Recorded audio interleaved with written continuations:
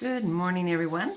My name is Carolyn Hart Bennett, and today I'm going to read chapter 13 from my second book, Seven Sisters Overland. Going across America from the East Coast to the edge of the western frontier was not an easy task for travelers in 1863. They had to transfer from steamboat to train to ferry to wagon to steamboat many times to get to one of the outfitting points on the western borders of the Missouri River. There they could get fitted up with the covered wagons and oxen to trek across the remaining unsettled prairies, and mountains to the west. The thick terrain of trees and rolling hills in the settled eastern part of the United States were difficult to clear for roads and railroad tracks. And where there were rivers, which were already there naturally, it was common for people to use riverboats as their chief mode of transportation. The war had curtailed much of the Missouri River traffic. Most of the newer, larger steamships were transporting supplies and troops to the war on the different fronts. This forced regular travelers and immigrants to overload the few older steamers available for civilians. The Saints were not at all sure about the pride of the West that lay before them at Jefferson City Wharf. It looked like it was in a terrible state of disrepair, and certainly wasn't designed for passengers of the human kind. The Saints could see the class of people getting on the steamer wasn't of the grandest quality either. Among them were a couple of rough-hewn adventurers headed for the California gold fields, and a number of loutish Missouri mobbers who had been among those who drove the Saints from their homes in Missouri years earlier, not feeling a smidgen of remorse for doing so. "Look how run down this steamer is," voiced Sister Walmsley as she stepped onto the deck. "Do you think it is safe?" Sister Nightingale questioned. Sister Walmsley murmured, "It's nothing like the sleek steamers on the Hudson River." Not realizing they were overheard, one of the mobbers jolted them back to their senses. "What are you two grumblers worried about? This old tub is good enough to carry Mormons." The in-laws were appalled and hurried away from the offending men, who laughed loudly and spit their tobacco juice on the already filthy wooden floor. Their crude remarks continued as the rest of the Saints and other passengers boarded the ship.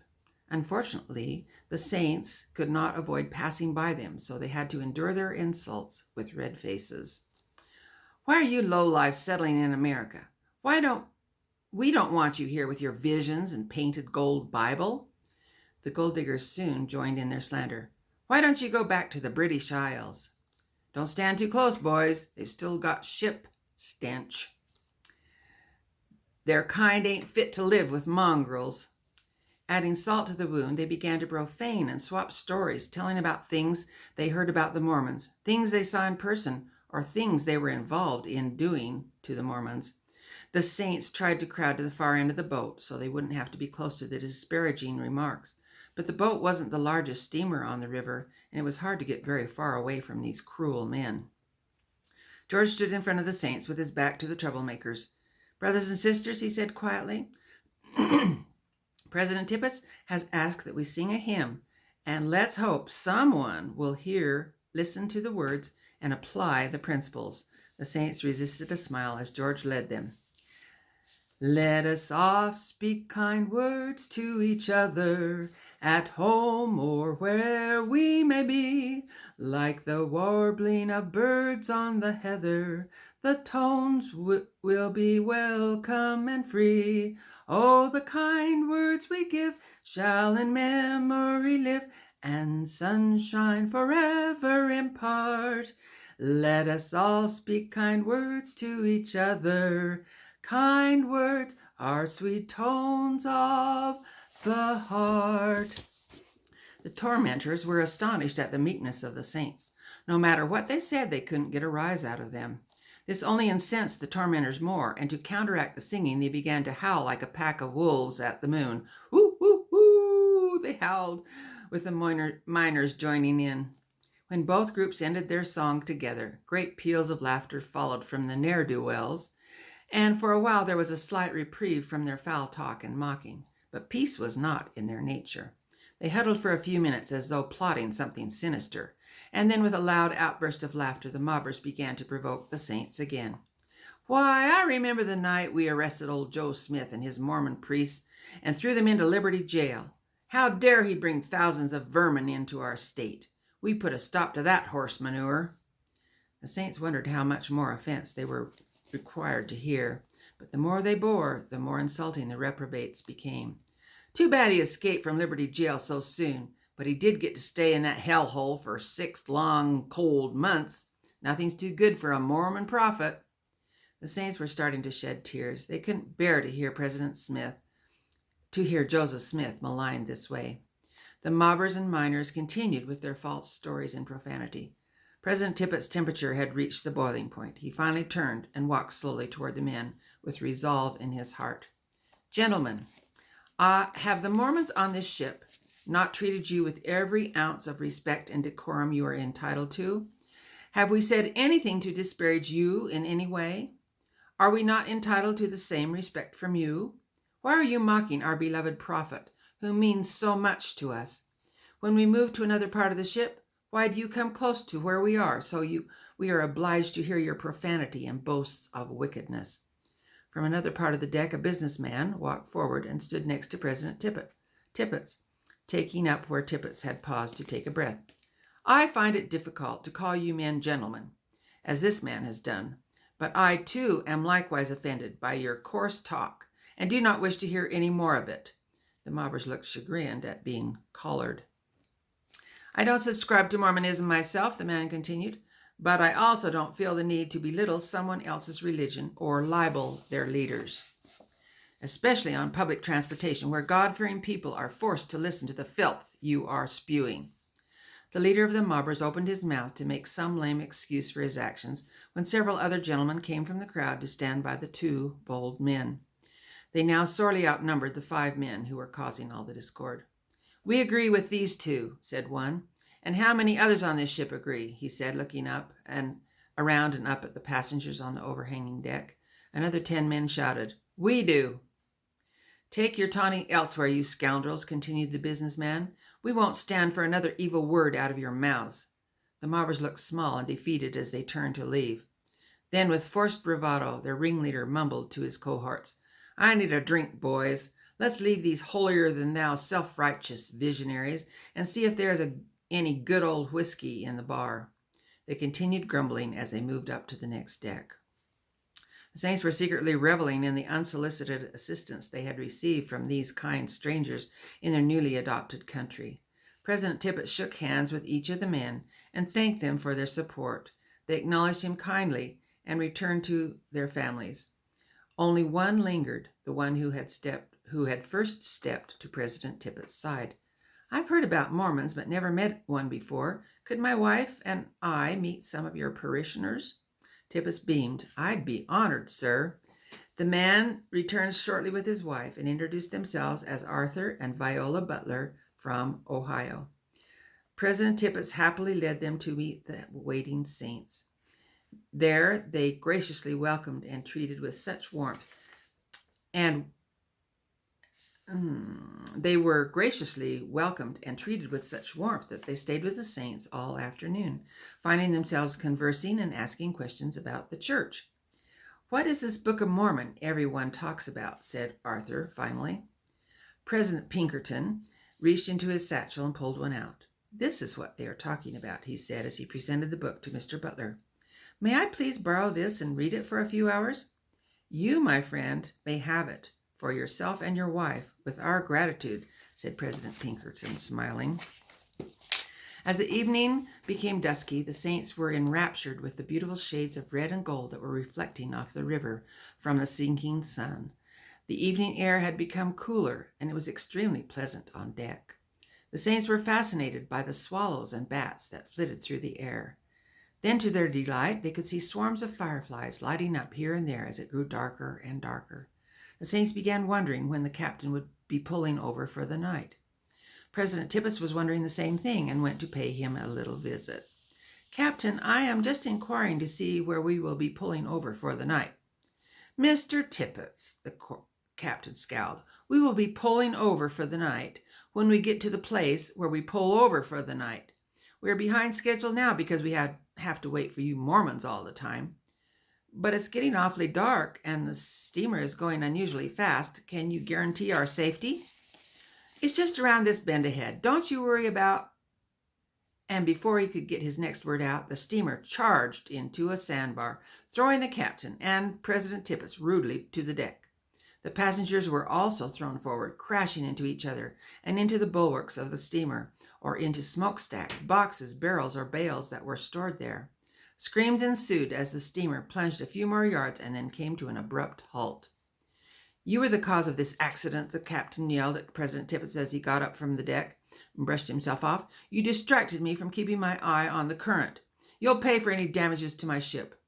President Tippett wanted to tear into the captain and tell him that if he hadn't been traveling in the dark, this would never have happened. But he used every ounce of restraint he could muster to keep quiet. "Captain, let's check the damage to the bow to see if we have to evacuate the ship," he finally said with a set jaw. "You go tend to your Mormons," he growled. "I've got a crew that can assess the damage. You tell your group we will definitely be staying here for the night." President Tippett left the bridge, perplexed at the captain's tirade. Then, to his distress, he noticed the ship was no longer level. The deck was tilting about 15 degrees to the larboard side. The sandbar they ran into was holding the steamer tightly in its grip. The Saints, as well as the other passengers, had been harshly thrown forward and were mostly startled at this interruption in their evening cruise. Fortunately, there were no serious injuries to anyone. After a few minutes of watching the captain and crew go over the side and down to inspect the damage, the captain came back up and stood on the top deck to make an announcement.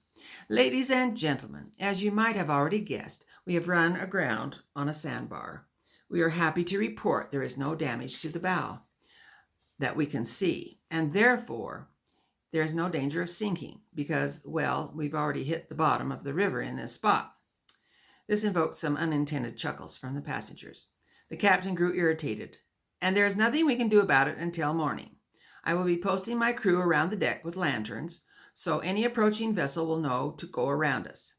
You can sleep without worrying. As for you Mormons, you'd better pray there isn't any hidden damage to this craft, or we will be taking the cost of the repairs out of your hides." "Why is he blaming us?" said Pinkerton to Larkin. "He was the one recklessly navigating the river after dark." President Larkin replied perceptively, "We're an easy scapegoat to blame for any problems that exist in Missouri." The Saints spent a relatively comfortable night on the slanted deck, but as soon as there was enough light the next morning, the noisy crew was down in the water, yelling orders to each other, and there was no more sleep for anyone. When the crew got the ropes secured to the bow, the first mate came on board and announced everyone had to get off the ship and wade to the shore. "Take your handheld luggage with you," he said. "We need this boat as light as possible." The Saints and other passengers disembarked the ship and trudged through water up to their knees until they got to the shore. The accident had turned out favorably in one aspect. The captain had cut the corner of the bend in the river, thus causing the steamer to run aground closer to the eastern shore. Now that the ship was lightened from passengers and baggage, the crew began to tug at the ropes to try to pull the ship backward from the sandbar and dislodge it.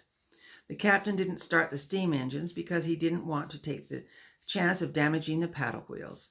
After another try, the captain took the megaphone. "Since you Mormons are always moved upon by the Spirit, we'll need some of your men to help us move the rest of the goods off the ship." The men didn't show any hesitation, even though they were insulted by his words. They immediately stepped forward to help, and soon the rest of the luggage, the barrels, boxes, and bales of goods were awkwardly moved to the shore under their hands. The Mormon men were also drafted along with other passengers to put their shoulders to the bow and push the steamer backward. But alas, the steamer failed to budge again, even after the tremendous exertion of strength by the men. "Looks like we'll need everyone who is over the age of 12 to come and help us," said the first mate, both male and female. This time all the women and adolescents who were still on the shore waded back out to the ship and found a spot to lend their hands or shoulders. "On the count of 3, I want you to push backward." This was done a dozen more times, but the ship was steadfastly held captive. It was obvious the steamer wasn't going to budge. As you passengers can see, we are unfortunately stuck on this sandbar until either the river rises or our steamer company sends a tug to help pull us off.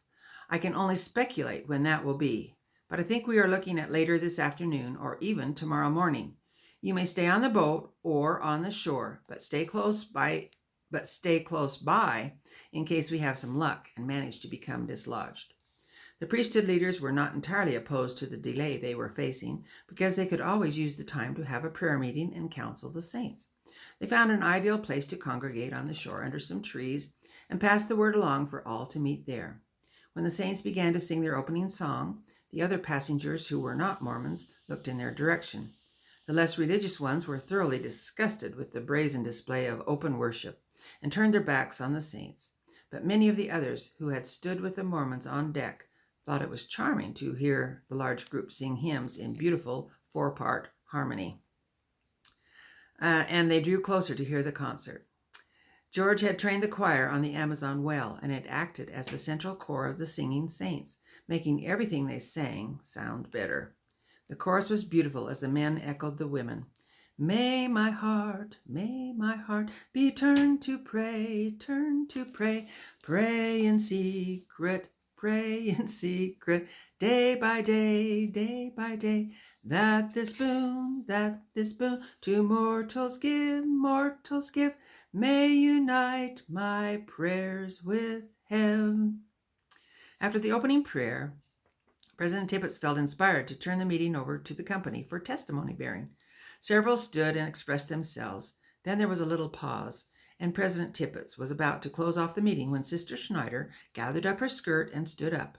The saints started to smile. They were very interested in what she had to say. I hope you don't mind if I bear my testimony before you close the meeting, President. No, Sister Schneider, we would love to hear from you. She began, Brothers and sisters, I love you all. You have been so gracious to allow me to travel with you to Florence. I want each of you to know you preach a sermon every day by your kindness and charity toward me and toward each other. I have been reading the Book of Mormon every day since I received it in Albany. I finished reading it just yesterday, and I can tell you that I felt the Spirit of the Holy Ghost testify to me from the first page to the last page that it is true. I know Joseph Smith was a prophet of God and translated the Book of Mormon by the gift and power of the Holy Ghost. I know the gospel of Jesus Christ of Latter-day Saints is true. It's all true, and I would like to take this opportunity to request, while we were stuck on this sandbar, that President Tippett baptize me in the Missouri River like he promised. This brought a chuckle from the saints. President Tippett sputtered a bit and then enthused. Sister Schneider, I am indeed a man of my word, and I will be honored to baptize you right now if you'd like. I'd like, said Sister Schneider, beaming. Everyone began clapping their approval and commenting to each other about the marvelous turn of events. Brother Careless, if you would lead the saints in a few hymns while we get ready, that would be splendid. The saints sang with renewed vigor as they thought of Sister Schneider's baptism. President Tippett took off his coat and waded into the river, searching for a place with good footing that was about up to his thighs, deep enough to cover Sister Schneider. Then he motioned for her to come in and join him. President Pinkerton and Larkin each took one of her hands to steady her for the few steps into the water until they could pass her off to President Tippett. Then they moved several feet to either side to assume their position as the witnesses. Because the river was so low, the water was moving lazily, making it an ideal place for the baptism. Sister Schneider had a huge grin on her face as she got into position, facing her gospel friends on the shore. Right about this time, George managed to finish the hymn they were singing and cut them off with a dramatic flourish. Everyone strained to hear what President Tippett said to Sister Schneider. After coaching her with a few words to ease any apprehension she might have, he raised his right arm to the square and started the prayer. When he finished, he was a little worried about pushing Sister Schneider under the water because of her ample size, but she accommodated the situation by bending her knees and lying back just as though she had practiced it for weeks. Once she touched the water, he wanted to make sure she was covered completely, so with additional force he pushed her down farther and was very surprised at how easily she went under. His next fear was that he would have trouble lifting her back up, but amazingly she popped right up as though she was a bobber on a fishing line. Upon her emergence from the deep, the saints burst into singing, "The Spirit of God like a fire is burning" on George's downbeat. Sister Schneider was overwhelmed as she waded, with the help of the witnesses, back to the shore, where she met and was congratulated by everyone. Thank you. I can't tell you how happy I am to be a member of the Church of Jesus Christ of Latter-day Saints. All I can say is, hip, hip, hooray, hip, hip, hooray, hip, hip, hooray. This brought laughter and tears of joy to everyone. After lots of congratulatory hugs and celebration died down a little, President Larkin made an announcement. Brothers and sisters, President Tippett has given me the go-ahead to tell you that since we are stalled on this unforgiving sandbar for a while, that instead of having any more instruction this afternoon, he wants you to use the extra time to wash your clothes and bathe yourselves and your children. Then it was the saints' turn to yell hip hip hooray 3 times. They were jubilant about getting permission to use the river. It would be so wonderful to clean themselves and their dirty clothing, even if the water wasn't exactly clear. None of the saints had changed their clothes for over a week, and they had perspired much from the oppressive heat during their traveling by rail. Dirt had constantly blown into the open cattle cars, and black cinders had rained down on their heads for many miles on their route. They were thoroughly filthy and embarrassed when they had to trudge into the villages along the way looking like chimney sweeps. President Pinkerton gave the missionaries the assignment to find a place along the shore where the water was the cleanest, as well as to test the footing and currents and report the safest place for all to bathe. Most of the saints had soap in their carrying cases and were soon washing their faces and trying to find their fresh English complexions. Then they rubbed the soap all over their clothes that they were wearing and sank down in the water to rinse the soap out. The older children in the families were assigned a younger brother or sister to clean.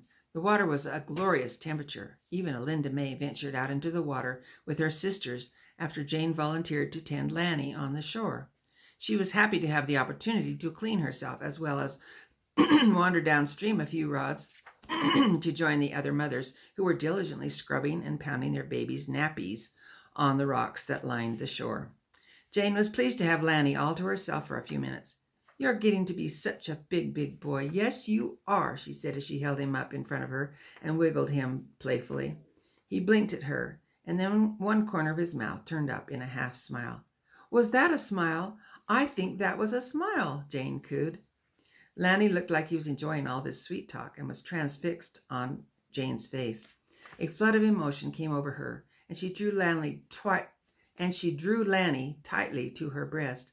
"Oh, Brigham, I miss you so much," she said, beginning to cry. Lanny didn't like the sudden pressure when Jane squeezed him and began to fuss. She held him up again in front of her. Oh, she soothed. "I'm sorry, Lanny. I didn't mean to call you Brigham. It's just that I once had a baby named Brigham, and you remind me so much of him. He is up in heaven right now, and you just came down from there. Did you see him before you left, Lanny? Did you give him a message for me?" Lanny was once again soothed by her purring voice and responded by brightening his eyes. Then both sides of his mouth curved up in a decided smile that lasted several seconds. Jane was overwhelmed with the feeling of love that was conveyed in Lanny's smile. At that moment, she knew with certainty that Brigham was happy where he was. She could hardly contain the feelings that were welling up inside her. She couldn't wait to tell Hugh about her amazing, affirming experience. Her joy was full. For a while, everyone in the water tended to the business of washing themselves and their clothing. The twins loved being wet. It was so refreshing. Then, spotting Matthew and Otto with their backs to them, they made their way to their sides. Phoebe signaled to Fanny with her fingers. 1, 2, 3. And then they each tapped the boys on their backs. When they turned around, Phoebe declared, "You boys missed a spot," and the twins splashed handful after handful of water into their faces. "Now you've asked for it," Matthew shouted as he started splashing back with both hands. He and Otto were able to direct the water with amazing accuracy at each of the twins' faces. Seeing this action, the Button and Jobson children joined sides to reinforce their chosen favorite. And before long, the center of the water fight had spread outward to include everyone in the river. It turned into an all-out, excuse me. It turned out to be an all-out war of Drench Thy Neighbor, with the missionaries, unmarried sisters, and even some of the married couples joining the children in the fun. The sisters, with the exception of Linda May, were right in the thick of it, giving as much water as they got. There was an uproar of screams and shrieks as the water flew. Those on the shore had ringside seats for the free-for-all. Before long, some of the smaller children were caught in the crossfire and began to cry, causing their parents to have to wade into the water to rescue them. Brother Button was given the job to rescue his 4 youngest children. He waded out to a mass of children and started gathering them up one by one. Then he waded back to the shore. When he set them down, he looked in their faces to identify them. It was hard to tell who they were because of their hair being all wet and hanging down, and them crying and sobbing. He tried his hardest and then looked at his 2 wives on shore to get some guidance. They just shrugged their shoulders and laughed at the rough time he was having. Let's see, Brewster, Bessie, Bartholomew, Babette. The children continued to cry and rub their eyes. Then a mother came and scooped up her son from the midst of the group. Emmett, Mommy's here, don't cry, she said as she walked away with him in her arms. Brother Button was baffled. Don't move, children, I'll be right back. He waded into the water again and rescued 2 more children. When he got back to the others, he tried again to identify them. He was interrupted this time by a brother who led a toddler away from the rescued bunch. Suddenly, Brother Button felt someone tugging at his pant leg and felt a degree of irritation. He looked down to see a small boy. Whose little boy are you, Sonny? He said brusquely. The little boy started to laugh. Oh, Pa, I'm your little boy. Brother Button looked twice and then recognized little Bartholomew. He threw his arms around him and laughed loudly.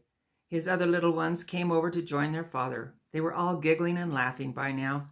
Sister Emily finally came to his rescue and took 2 of the children by their hands and led them to the spot where Sister Josephine was enjoying the spectacle while she held baby Bridget. While Brother Button joined them with the other 2 children, he looked weakly at his 2 wives and shook his head. I think I've got too many children, he said. His wife just laughed and patted him on the back as he sat down between them. Back in the water, the rest of the water fighters were still going strong. The screaming, squealing, and laughing continued unabated until everyone was thoroughly exhausted and sopping wet. The combatants had been so busy with their war that they hadn't noticed the clouds collecting and darkening overhead. Soon everyone was ordered out of the water by the priesthood leaders and sent back to their families. If we get the rain contained in those black clouds, said Marcus, it might float us off the sandbar. That would be an ideal way to end our lovely water festival this afternoon, Susanna smiled as they wandered down the shore toward the lodged steamer. You look particularly lovely all wet, Sister Watts, he teased. Susanna blushed and tried to arrange her hair to look less chaotic, but it fell where it wanted to. By the time they reached the spot where the steamer was lodged, great drops of rain were starting to fall. Just then the captain blew the ship's whistle 3 times to get everyone's attention. Then he announced through his megaphone, Everyone on shore, please return to the Pride of the West immediately with everything you carried off the ship. It looks like this rainstorm is going to be a real frog strangler. It will undoubtedly rain hard enough to raise our ship off the sandbar. This news excited everyone, and they cheered and clapped as they rounded up their luggage and children and headed for the gangway. The men and crew worked quickly and were able to get everything returned to the ship before the heavens opened up and dumped their full contents on the Pride of the West and its occupants.